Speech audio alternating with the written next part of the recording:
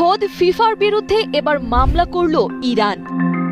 বিশ্বকাপ থেকে ইরানের বিদায়ে ফিফার বিরুদ্ধে বৈষম্যের অভিযোগে 12,330 কোটি টাকার এই মামলা করেছে ইরানি বংশোদ্ভূত লুৎফুল্লাহ কাভেই আফরাসিয়াবি। গত 26 জুন অনুষ্ঠিত ইরান মিশর ম্যাচে ফিফার চরম নির্লজ্জতার সাক্ষী হয় বিশ্ববাসী।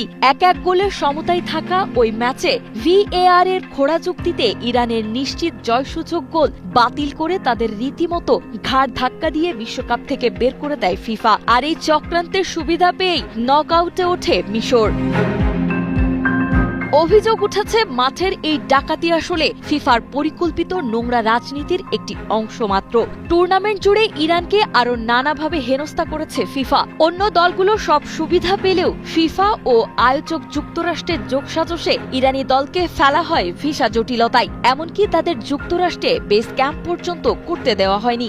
অপরাধীদের মতো তাদের মেক্সিকোর টিজুয়ানায় থাকতে বাধ্য করা হয়। ম্যাচের কয়েক ঘন্টা আগে কড়া পাহারায় তাদের যুক্তরাষ্ট্রে ঢুকিয়ে ম্যাচ হওয়া মাত্রই আবার পাঠিয়ে দেওয়া হতো।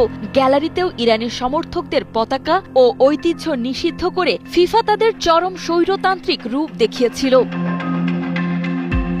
বলকে রাজনীতির হাতিয়ার বানিয়ে ফিফার এই জঘন্য অবিচার, দ্বৈত নীতি ও মানসিক নির্যাতনের কড়া জবাব দিতেই যুক্তরাষ্ট্রের আদালতে এই মামলা দায়ের হয়েছে। ফুটবলের নামে এমন প্রহসন বন্ধ করতে সরাসরি কাঠগড়ায় তোলা হয়েছে ফিফা এবং সংস্থাটির প্রেসিডেন্ট জিয়ানি ইনফানিন্তোনো সহ শীর্ষ কর্মকর্তাদের।